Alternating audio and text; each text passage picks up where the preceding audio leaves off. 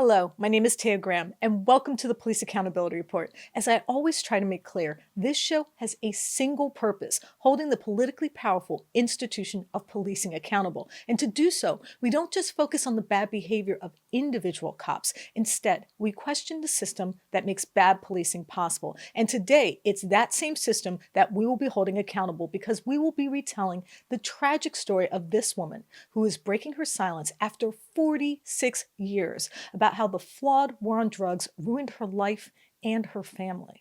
But before I get started, I want you watching to know that if you have evidence of police misconduct, please email it to us privately at par@therealnews.com, and we might be able to investigate for you. And of course, you can always message me directly at Taya's Baltimore on Facebook or Twitter. And please like, share, and comment on our videos. It really does help us. And we now have a Patreon account called Accountability Reports. So if you have a few dollars to spare, it would really help us keep doing these investigations for you.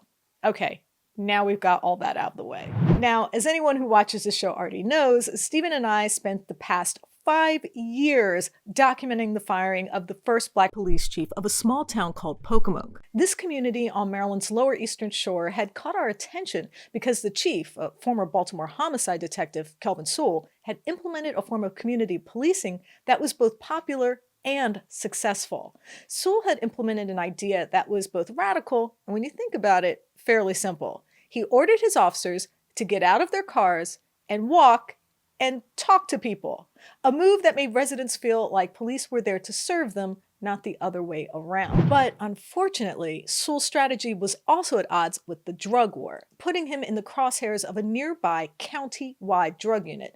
That conflict got Sewell into trouble, and you can watch the story for free by clicking on a link that we'll have pinned in the comments section. But the reason I'm bringing up the documentary is because it played a role in the story we're telling today. That's because shortly after we released the film, we received a call from a woman who was distraught.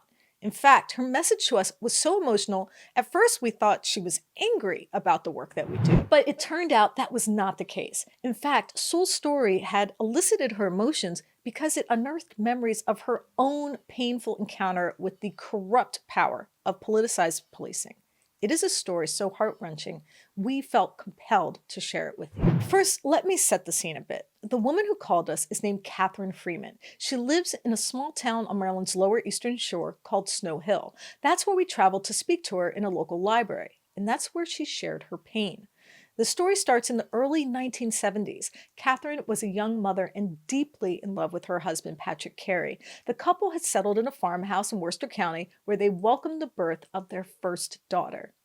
As she recalls, her husband had just returned from serving in the Vietnam War as a medic. He had also just finished training at Johns Hopkins University to become a full-time EMT, but the idyllic life that the pair had fashioned would soon be destroyed. That's because her husband also happened to be the son of the local sheriff, which is an important detail in this story. But that was the last thing on her mind when a stranger paid her family a visit. I'll let her tell the story. I was 19 and I married Pat Carey, who's the son of Eugene Carey, who was the sheriff of Wicomico County. We lived on a farmhouse in Stockton, Maryland, back in the middle of nowhere, where we weren't bothering a soul. It was, just the three of us. Eugene Carey was appointed the sheriff of Wicomico County after the sheriff there was killed. And he had been the sheriff of Wicomico County, and then the election came up for the next election, which he ran for. It was election time. A man in Snow Hill, and I don't know if you want me to say names, but know who he was. Anyhow, he befriended Pat, who, if you knew Pat, that's how he was. He, loved everybody. So this man came over to our house a couple of times for, beers, and, we smoked, weed. Maybe 2 or 3 weeks after he comes into our life, and I have a baby, so a newborn basically. He comes one night, Saturday night, and says he'd already left some of his belongings there. So I think that's how the sheriff's department got into our house, because he had some of his belongings there. And he said, listen, I've got this weed, and hold on to it for me. okay, which I didn't even know was in the house. We had personal weed to smoke, but this was a pound, and in 1974, a pound is a lot of weed, okay? 2 hours after the mysterious man left, she was awakened in the middle of the night, and I'll let her explain what happened next. So I'm in bed asleep. This man leaves it, or, leaves the house. 2 hours after he left the house, they show up. Guns blazing. We were held at gunpoint. I was in bed asleep. It woke me up. I looked out the window and I get a spotlight in my face that says there's people upstairs. And then I hear all this yelling. The nursery was right next to my room. I run to Katie because I don't know what's going on. Pat runs into the room and says, Kathy, the cops are here. And I'm going like, what do you mean the cops are here? And the attic door was in the baby's room. It was an old farmhouse. And I didn't realize at the time what he was doing, but he went up in the attic real quick and then ran back down. And of course, by that time, the police were at us. They had in the house, gunpoint, all that. As soon as they found the pound of marijuana, they quit looking. They didn't look for nothing else. They found it up in the attic because that's where Pat had taken it. And because there was other weed in the house they didn't find, but, because they quit looking. And of course, we were arrested. That was, with a pound of marijuana in 1974 by the Worcester County Sheriff's Department that did not belong to us. We never heard from the informant again. He never called the next day to say, I'm coming to get the pound of marijuana. He never called the day after to say, are you okay? What happened? Where's my, we never heard from the man again. So, her husband, a veteran who served his country and an EMT who dedicated his life to saving others, was accused of being a drug dealer and was facing a lengthy prison sentence, as you can see in this newspaper clip here. The mainstream media embraced this narrative. It was a debilitating turn of events for the whole family. But for Freeman, there was also the coincidence of the man who showed up at their house, left his belongings, and then never returned. Could it be that this strange sequence of events was simply happenstance? Was it simply a string of bad luck that brought those two events together? Let's listen to Catherine explain why she believes there was more to the story. Of course, they charge him with distribution, the whole 9 yards. He could have gone to jail for a long, long time. So they charged him like he was a drug dealer? Yes, right. How did this affect him? Well, he'd already had issues from the Vietnam War. So, I was only 19 and Pat was 28. I'm from Snow Hill. He'd been around the world several times.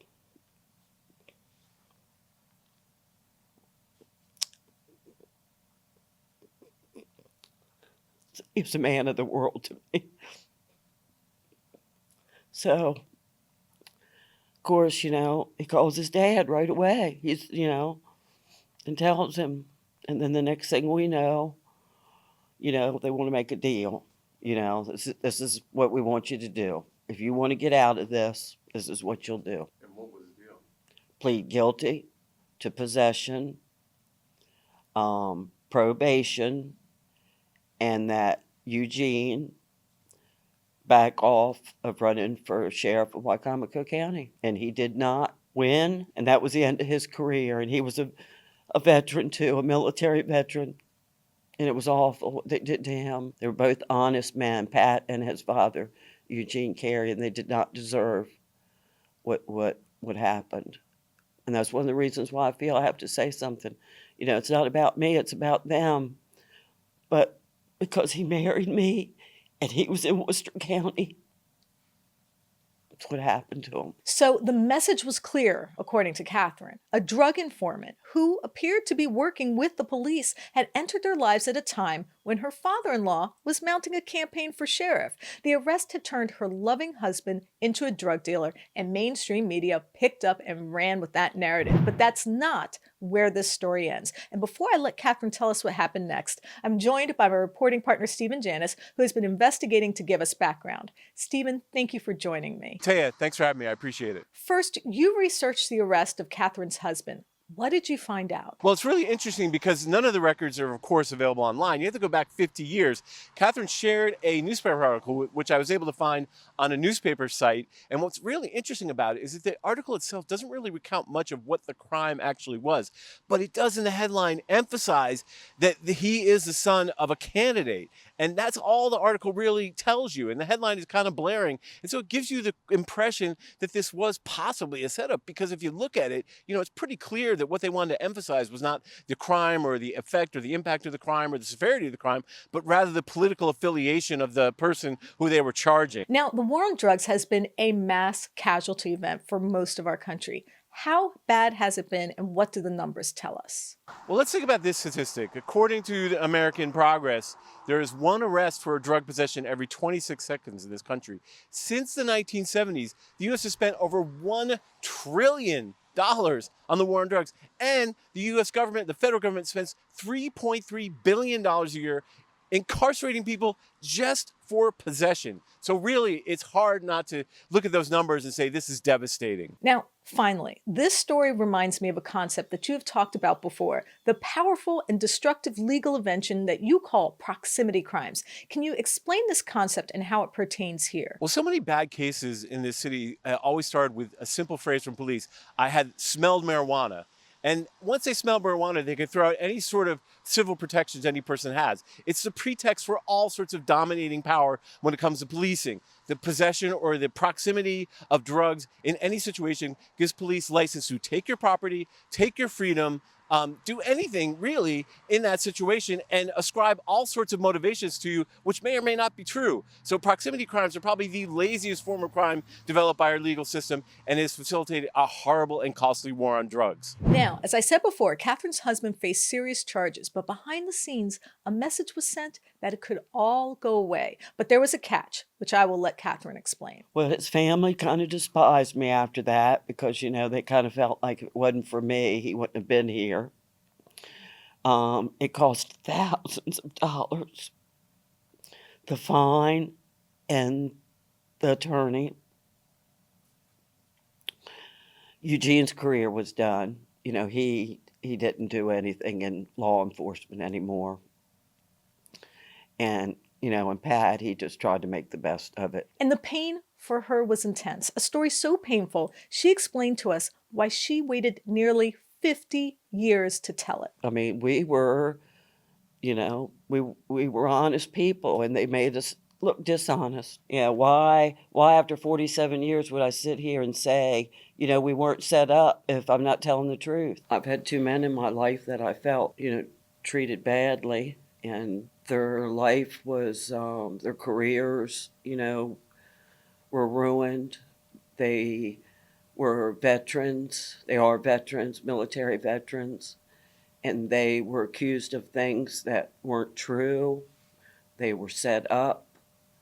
They did nothing wrong. So as this story points out, and as we've said before, policing is not the product of the desire for public safety, as law enforcement and politicians often argue. Our idea of a crime is not the extension of some philosophical sense of justice. And even more important, our sense of right and wrong is not the driving force behind a set of laws that can ruin a man's life over a pound, just a pound, of a weed that grows naturally and provides medical comfort to millions. No, the story that Catherine Freeman so bravely shared reveals a less scrutinized but more toxic imperative for the proliferation of cops and prisons across this country. What her story illustrates is the notion that law enforcement is a means to project power, and it's important to understand the calculus behind that power and who is wielding it if we are truly going to reform our massive law enforcement industrial complex. So what exactly do I mean? Well, consider this study out of the University of Seattle. It is a detailed examination of the police tactics we have discussed, quite often on the show, taking people's property without charging them with a crime, also known as civil asset forfeiture. It is a strategy used by police to seize the property of purported criminals without due process because, as law enforcement reassures us, doing so deprives criminals of the proceeds from illegal acts. So a set of economists set out to see if there is any evidence that this process works. And what they found is not only troubling, but speaks to the sort of perversion of power I think is exemplified in Catherine's case. For example, they found that asset forfeiture programs in 5 states not only did not reduce crime, but actually seemed to incentivize bad policing. One of the examples of this idea contained in the report is the case of Detroit resident Stephanie Wilson. Wilson was picking up her ex-husband in January of 2019 from a gas station when police surrounded her car. They confiscated the vehicle and impounded it, though they never arrested her or her ex-husband, who was homeless at the time. The car was not returned because she didn't file the proper paperwork to fight the seizure, which must be completed in less than 20 days. But that isn't the end of her story. A few months later, Stephanie bought another car with a tax refund. And as hard as it is to believe, the police impounded that car too, again, without arresting her for any crime. This time the police told her she'd have to pay $1,800 to regain possession of property she already owned. What drives this kind of insane public policy is simple, according to the report. Greed. That's because Michigan, like many states, allows police to keep all the proceeds from the property they seize. Please let me repeat that. It allows police to keep all the proceeds from the property they seize.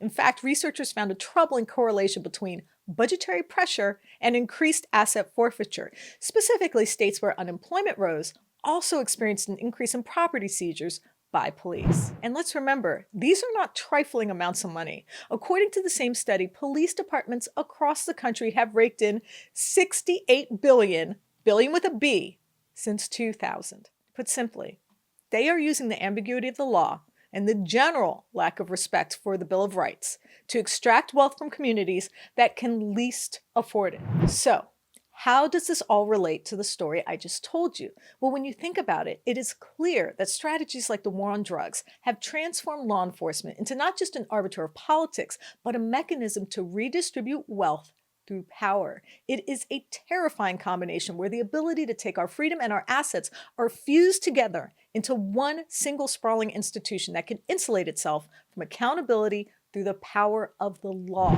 This evolution of the law enforcement industrial complex that can both confiscate freedom and property is a fundamental violation of the entire concept which this country was founded on.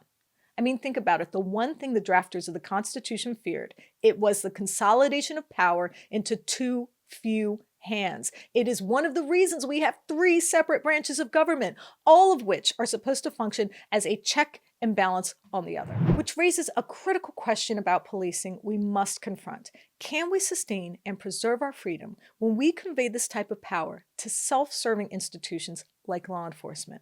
Are we creating a fatal flaw in our democratic form of governance by enabling this type of overreach to continue? I want you to think about something when you answer that question. Just a thought to put this in real terms. In this country, someone could drop a small amount of cocaine or pot on your property, call police, and watch while you're put in handcuffs and your property is confiscated. The law does not require any sort of proof you purchased the drugs, tried to deal them, or that you were otherwise involved in the chain of events that put them there in the first place. It's kind of a scary thought in light of the story we shared today and all the others we have in the past. Should another human being be granted that type of power? Should any individual be allowed to exercise that sort of discretion to incriminate and violate the rights of any person? Well, I think these are troubling questions that we have to try to answer. And certainly we intend to not stop asking, because that is indeed the point of this, to make sure someone answers them. I want to thank my guest, Ms. Freeman, for coming forward and trusting us to share her experience. And of course, I have to thank intrepid reporter Stephen Janis for his writing, research, and editing on this piece. Thank you, Stephen. Taya, thanks for having me. I appreciate it. And of course, I have to thank friend of the show, Noli D, for her support. Thanks, Noli D. And I want you watching to know that if you have evidence of police misconduct or brutality, please share it with us and we might be able to investigate for you. Please reach out to us. You can email us tips privately at par@therealnews.com and share your evidence of police misconduct. You can also message us at Police Accountability Report on Facebook or Instagram, or at Eyes on Police on Twitter. And of course, you can always message me directly at Taya's Baltimore on Twitter or Facebook. And please like and comment. You know I read your comments and appreciate them. And I try to answer your questions whenever I can. My name is Taya Graham, and I am your host of the Police Accountability Report. Please be safe out there.